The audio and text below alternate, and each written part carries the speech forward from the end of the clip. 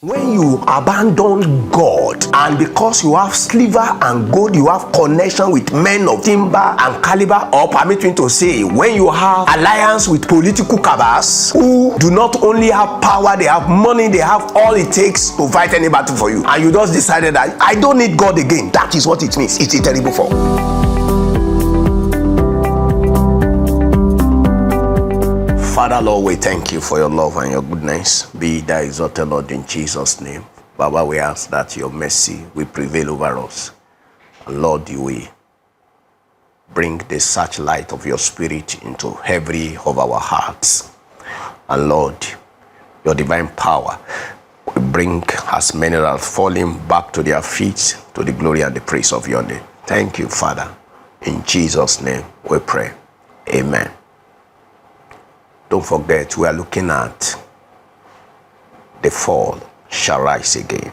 That is the focus of our series.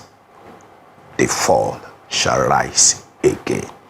If there is any fallen man or woman, any fallen person you know around you who had fallen in the faith, just rest assured that the word of God says, although a righteous person may fall 7 times, even if the falling is repeatedly, occurring, God says he will get up again. That is and to me, is an encouragement. To me, it's an assurance. And if you are falling and you are struggling to bounce back and you are thinking that that's the end of your life, there is no fall. That is the final. The fall, the righteous fall 7 times. If it happens, the word of God says, he shall rise again. He will get up again. Now, we have defined what it means to be righteous. We are also defined to us what it means to fall. And I just want to conclude on what does it mean to fall. What does it mean to fall? Now, I want to quickly share 4 definitions here. Then we conclude on what does it mean to fall. What does it mean to fall? It is to sift one's confidence from God, and one becomes self-confident, relying on human resources and unholy alliances. I come again. To fall is to sift one's confidence from God. You sift your confidence from God and you become self-confident. Not only that, you are now relying on human resources, no longer on God's resources, and you now associate with wicked people. That was the experience of Asa. When Asa became king, he trusted the Lord completely. And there was a battle, the battle of Cushite. The Cushite had 1.3 soldiers. They were coming to Asa, who had 300,000 soldiers. Can you see? 1.3. 1 million soldiers on chariot. That's the Assyria. And they also have 300 foot soldiers. Now, Asa only had 300,000 soldiers. Now, he has no option, no alternative than to trust God. Now, he trusted God. God fought that battle for him. Now, follow me to 2 Chronicles 16. Now, there was another battle that came. Now, instead of him to trust in God, as he had earlier done, he now shifted his confidence from God. He became self-confident, and he believed that with the resources he has within his reach, and the unfortunate thing again, he has an unholy alliance, and that is a terrible fall. 2 Chronicles 16. Let me read from verse 1 to 4. I'm going to unpick, but the whole story The whole chapter will be good if you can read it. In the 36th year of Asa's reign, King Baasa of Israel attacked Judah, and he established Ramah as a military outpost to prevent anyone from leaving or entering the land of King Asa of Judah.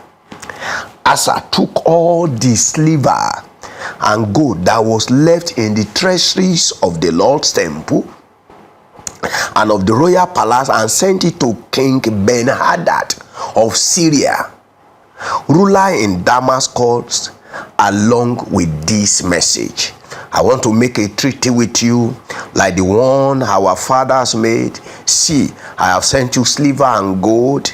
Break your treaty with King Baasa of Israel, so he will retreat from my land.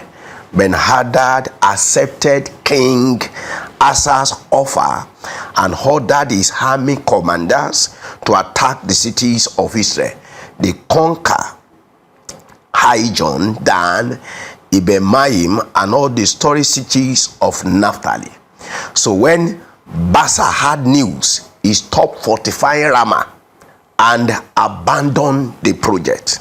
Now, this is the picture.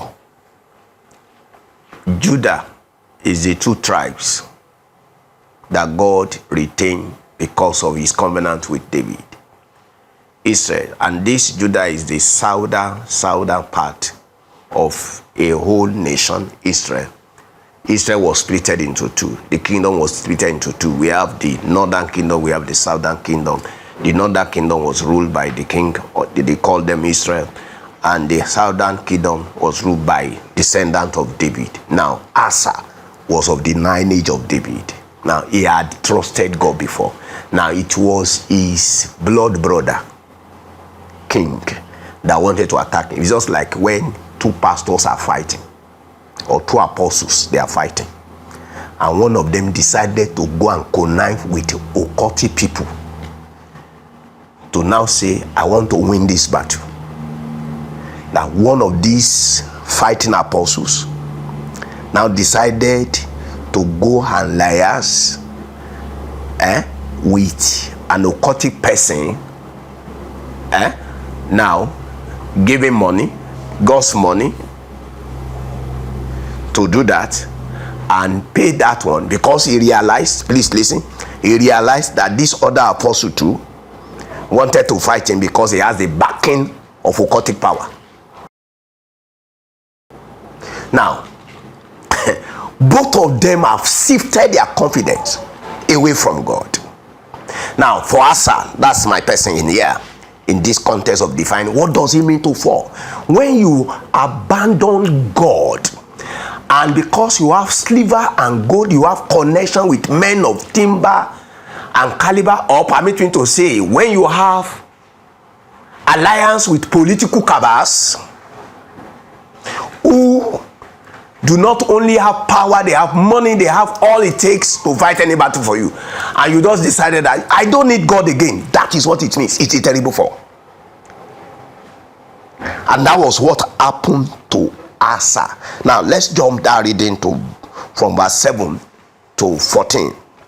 Now, at that time, Anani the prophet visited King Asa of Judah and said to him, because you relied on the king of Syria and did not rely on the Lord your God, the army of the king of Assyria has escaped from your hand.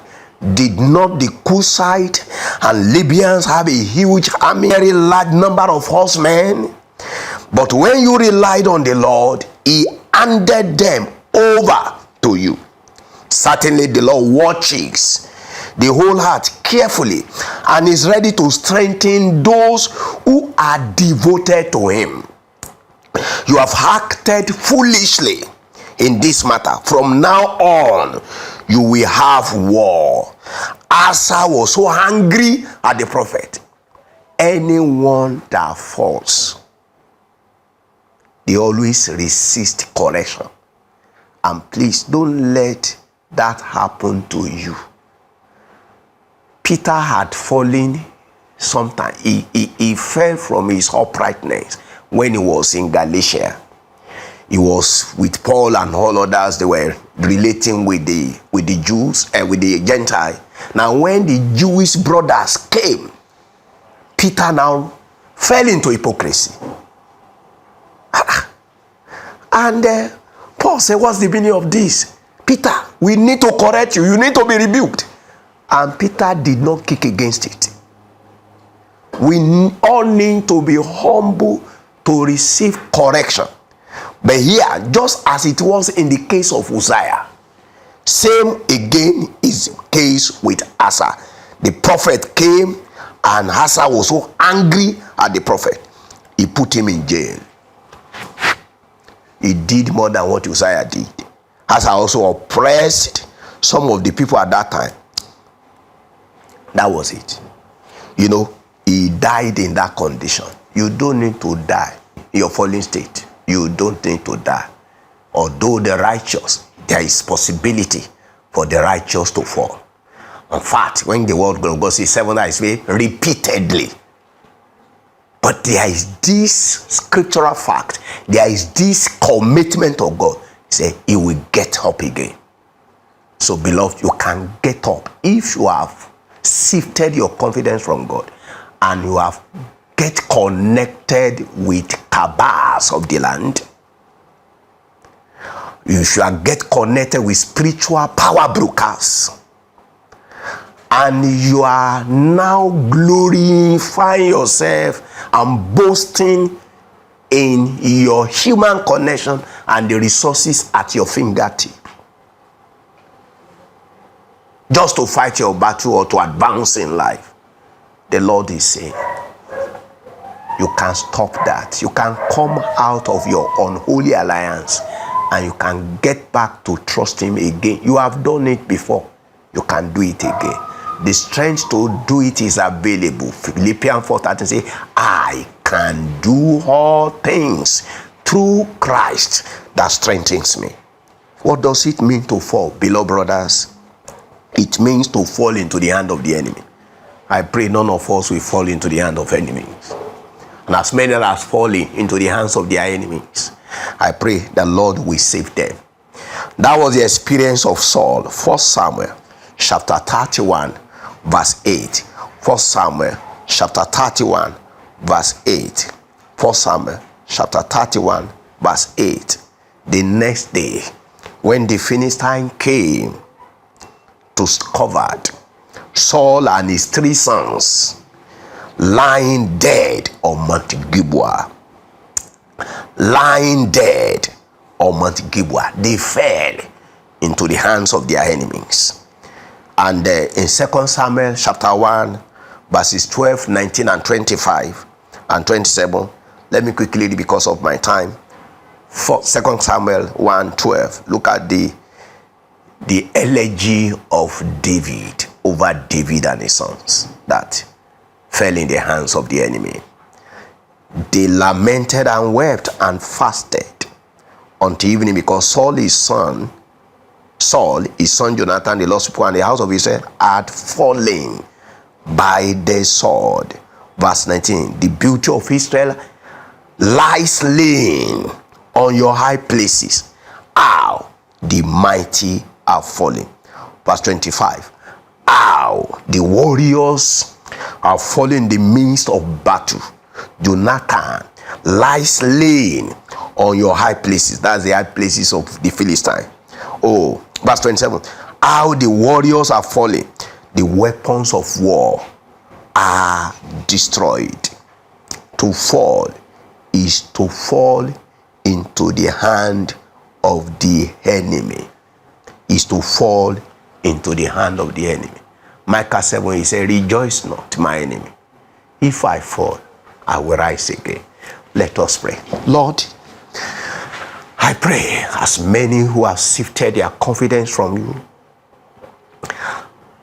into lesser God, going to occultic power, connecting spiritual power brokers of darkness, and making unholy alliance with them, flying on their wings of their provisions and their protection, their pseudo provision and pseudo protections, I pray that light come into such things and you come back fully to the Lord, to trust the Lord completely in the name of Jesus Christ. And as many sinners are falling into the traps and into the hands of their enemies, I pray, Lord, may you not allow this one to die, as it were, and to be buried as well. May you rescue them immediately and bring them back to where they belong. Thank you because you have done it. In Jesus' name we pray. Amen.